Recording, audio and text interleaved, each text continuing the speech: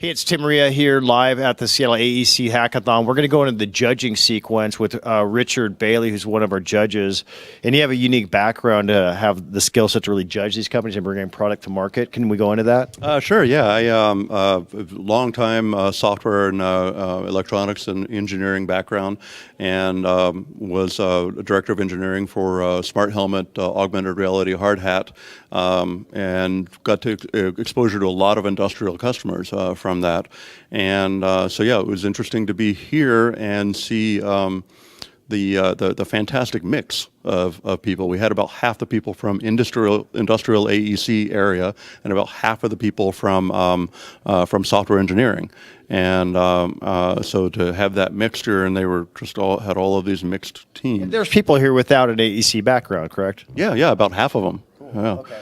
So that's what we like kind of at these events, is how do you blend different people together to really peer into different industries and create new things. So in terms of your experience taking products to market, what are some pro tips that you could help these companies with? These ideas flew in. Well, I think one of the big ones is to listen to the vertical industry that you're building for. So if you're building for AEC, architecture and design and engineering and building and construction, to listen to those folks and listen to how they do things today, and try generally not to completely replace how they're doing things, but try to augment how they're doing things. Try to give them ways that they can speed along their process and their cycle, rather than saying, well, we can build the tech and completely change everything you're doing. People don't like to change.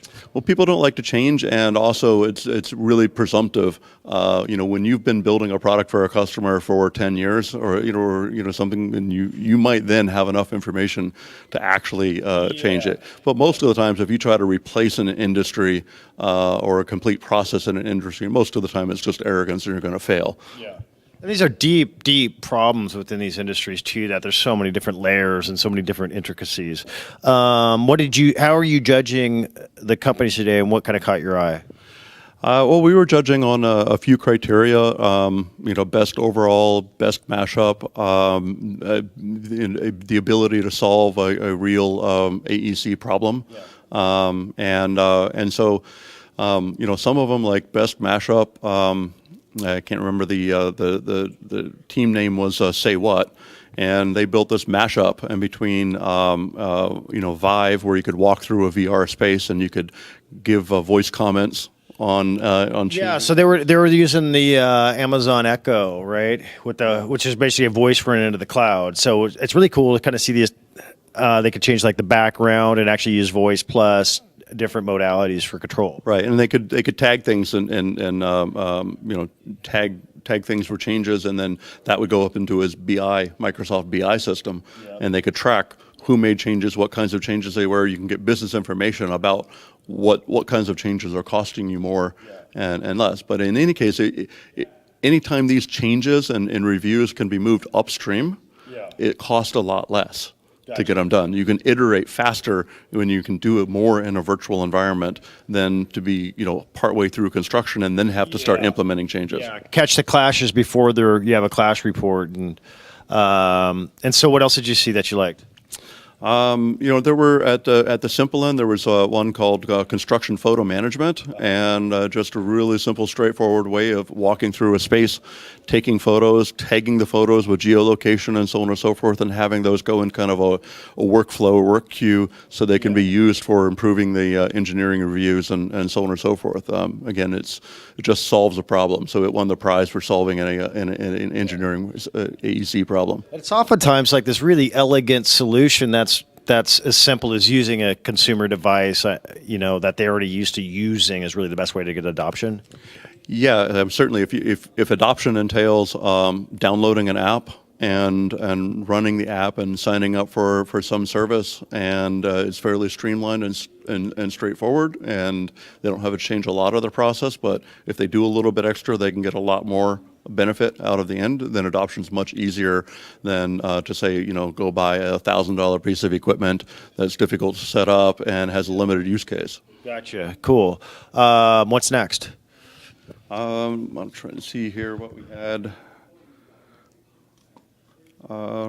Site was interesting. They wanted to be able to integrate the regional plan maps for what the limits were on heights of buildings and so on. Yeah, which are changing like in Seattle by the day. It seems like so it's like for people buying new properties, investors, things like that. They could buy that, and they could they could. You had the ability to have an augmented target, an augmented reality target that then could be used with customers for moving the space around and being able to view it, and just multiple layers of being able to kind of see into data and overlay traffic data with site build-out data, with current map data, and so on and so forth, and kind of see what that was going to look like. And that was just a nice kind of integrated innovation. Yeah, that's what I love about this. There's so many different, unique tools kind of coming together that really make a whole new business model. Yeah, I mean, that's really what all of these cloud services is about, is having a whole bunch of Lego blocks available for doing tons of stuff. And then a mashup is the integration of a whole bunch of capabilities together into, here's a new product idea. Yeah. So we're coming up on... we have HoloLens and these different devices. I'm kind of curious to see where the market's going and when will we actually have, an AEC helmet with integrated or just a Glass system, or where does this stuff really start hitting the road? Well, I mean, there are definitely some exciting things happen. A company called RealWear, for instance, has released a mononical eyepiece with an integrated speech command system, specifically ruggedized with hard hat attachment, and it's rolled out in the industry now. I mean, people are taking it, using it to build situations with. It used to be we would say that content is king, right? Yeah. And really anymore, we kind of know what the content is, and a lot of in the AR space, the content isn't super exciting, but now context is king. Yeah. We have to know intelligence at the point of decision. Yeah, where does the content go? Where does it belong? And how accurately can we place it, and so on and so forth. We've got the content's all over the cloud. We can build new content easily, and so on and so forth, but we don't have the context in many cases to know how to place it correctly. So being able to, snap a thing on a hard hat and have voice commands, actually in a construction site and a ruggedized version. They're coming out with an intrinsically safe version too, and that means that it's electrically it's spark free. Certified as spark free, so it can be taken into oil refineries and other like Zone 1. You're saying like to go in the oil refineries harder than going in like a nuke plant. You can't take your cell phone into many places on an oil refinery or around oil rigs because your cell phones aren't certified to not generate a spark. So when you're talking about context, it sounds like we're talking about semantic web, kind of all like machine learning AI kind of working too. Well, those will be helpful, but it's hard to relate to what context is because we as humans take it for granted. In other words, we look at the table and we know there's an edge of a table, there's a corner of a table. We know that this table is a different table than that table. We know, there's a door. Oh, it's open. It'll close automatically. Trillion metadata points. Like we know so much about the world around us, but the computers have to work really hard. We're working on solving those problems so the computers can understand. Oh, that's a light switch, and that's hooked up to a certain circuit. And so as we all try to augment the world, the computers, using machine learning and cloud and so on and so forth, they're going to get better at understanding what data needs to go where. How does the Northwest help create opportunity here as like a giant garden? Because there seems like a lot of stuff going on, but we're still missing some aspects and some building blocks that could be better. Well, in the Northwest, we have some very old, very mature manufacturing companies like Boeing, and they've been here just for a long time. And then we have the two of the three largest cloud companies. Both Amazon and Microsoft are both based out of the Northwest. I mean, that's their corporate headquarters.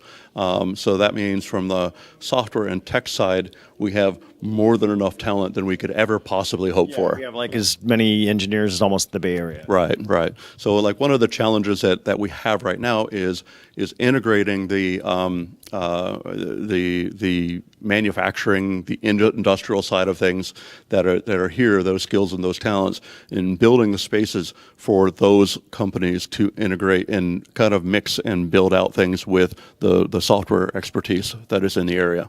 Okay. Any last kind of thoughts and stuff since judging today and having a full weekend?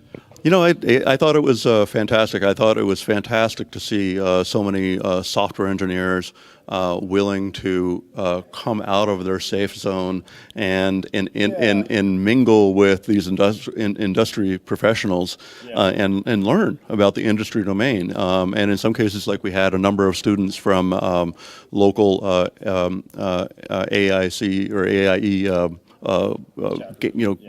VR game development school, come out away from game development, use the same skills that they've been learning, and did some great development on their team, in the space. And so it's just, that's what we need. We need people to come out of the software industry and then help us build out and augment the industrial, mechanical, AEC, so on and so forth. Which is a huge business. It's $1 trillion a year in AEC alone, just in the U.S.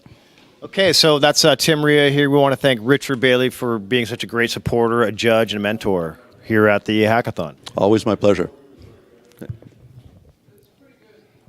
It's like lean.